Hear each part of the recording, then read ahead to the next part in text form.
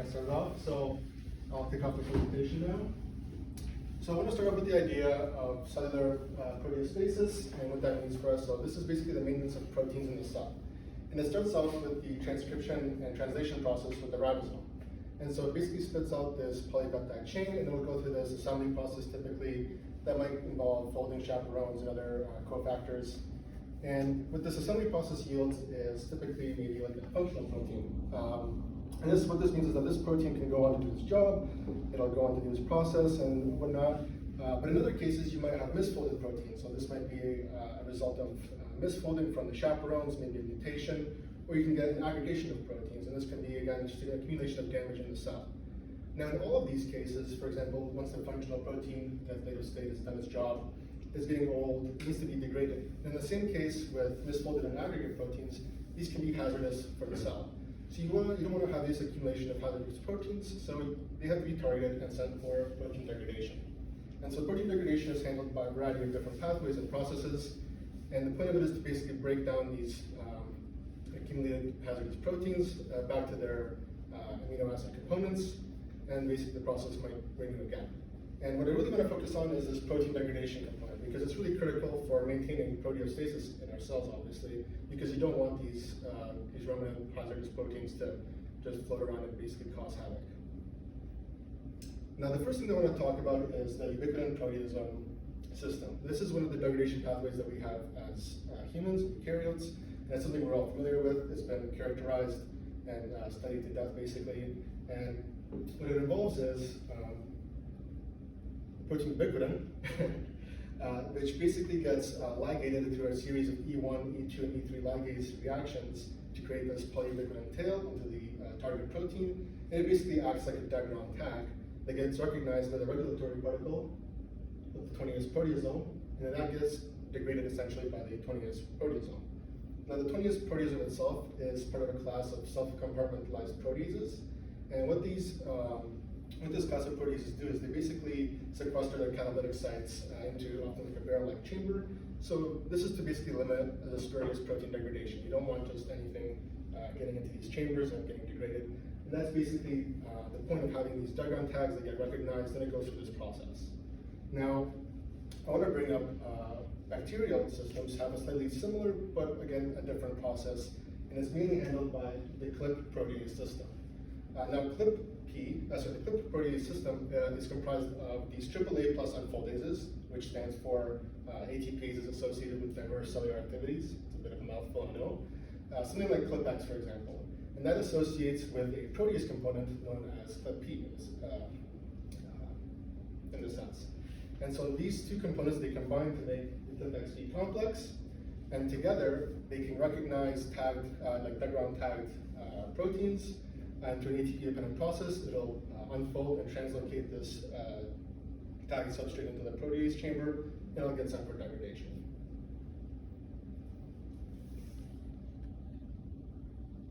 Now, I just want to bring up some of the CLIP architecture and kind of discuss some of the individual components. Now, CLIP is a 300 kilodalton serine protease, and it's made of two separate homoheptameric rings that oligomerize together, and they sequester 14 catalytic sites in total. Now, I want to look at the side profile of this protease, and you can see I've just highlighted two separate protomers that are interlocked, and I just want to show some of the domains that make up one of these protomers. And so the way that CLIP is organized is that there's this N-terminal domain, which comprises these axial loops, these axial pores, essentially, of the protease. There is a head domain, which is the main body of the protein. It has these the catalytic sites. And then there is this handle domain, which is part of the oligomerization and these inter-ring interactions between the two homoheptamers. Now, as I previously said, this is part of a class of these self-compartmentalized proteases, and so naturally, this sequesters its catalytic sites. So I just want to give you guys a brief overlook as to what the catalytic site actually looks like. And as I mentioned, this is a serine protease, so it has a serine, a histidine, and an aspartate component that, when properly aligned, they can perform their catalytic function. Now, what I briefly mentioned originally was that CLIP has these N-terminal domains that have these N-terminal loops. And now, in its apo form, these N-terminal loops comprise of this axial chain, these axial gates, essentially stopping proteins from getting into the chamber. Now, what I mentioned before is that with the association of its regulatory particle, clip X in this case, once clip X and clip P associate together, these axial gates actually open up. And this is done by the interaction of these IGF motif loops that interact with these hydrophobic pockets that are formed at the interface of clip P promers. And essentially you get these gates to open, and now these proteins can be unfolded and translocated into the catalytic chamber. Now, we've been talking about clip P regulation, so what do we do? We would want to dysregulate clip P in a sense, would be to mess up this interaction between the clip XP complex. And this is really where small molecule antimicrobials come in. One such class of these small molecules are known as acyl peptides, or AS for short.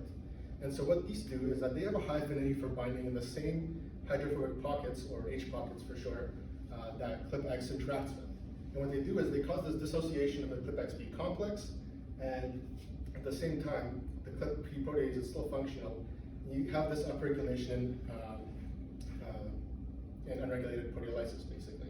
And what happens is that now the clip XP complex can no longer form. You have unregulated proteolysis. You're just degrading proteins all over the cell, and you have a broader substrate range. And in the end of at the end, you basically have this complete destruction of cellular homeostasis.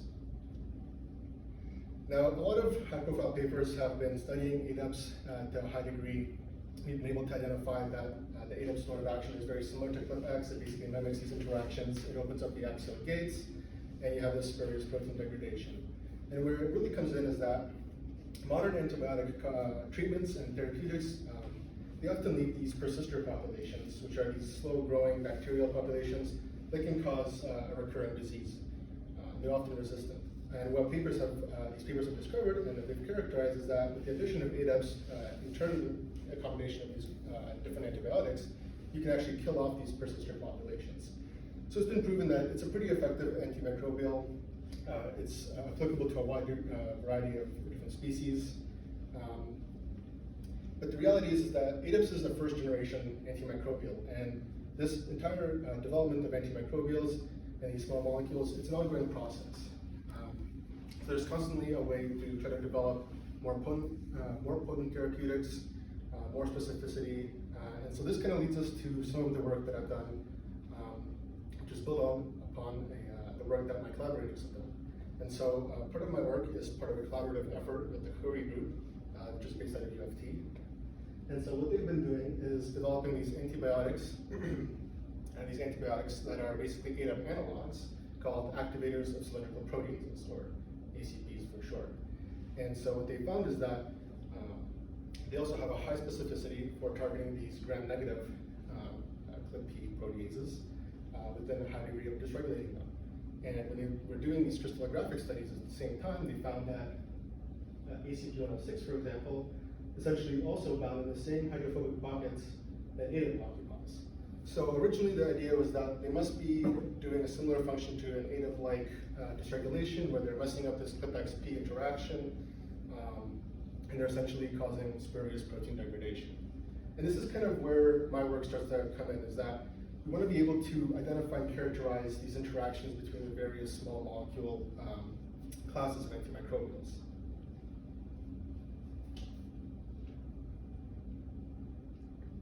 Now, what I've been briefly talking about is ADEPs and ACP101, the ACPs.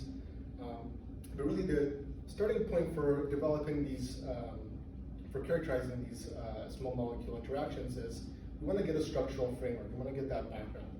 And so part of the collaborative effort, again, is that the Curry group, they basically are specializing in getting the structural framework by making these crystal structures and being able to identify where these small molecule compounds actually bind. Now, part of the work is involving ADEP14, ACP106, and ACP101. So these are just some of these ACP compounds that were found to have a high degree of dysregulative ability for clip P. But they also involved dicathepsin compound 8A, which were also these newly discovered compounds within the last year or two that were also basically found to have an effect in dysregulating clip P.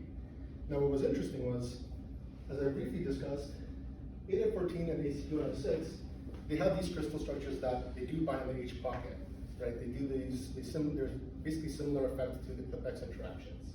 What they also found was that ACP101, dictantin and kappa AA, they bind in the active site. So ClipP is an enzyme, right? So one way to mess with an enzyme is binding its active site.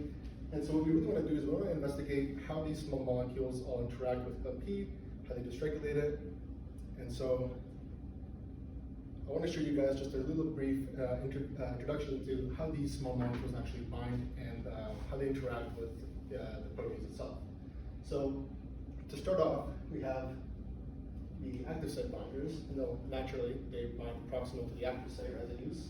And so these can affect the active site residue alignment in certain ways, whereas when we have the H pocket binders, which are something that we've previously covered, they basically mimic these ClipX interactions where they dissociate the ClipX P complex and they cause this pore opening.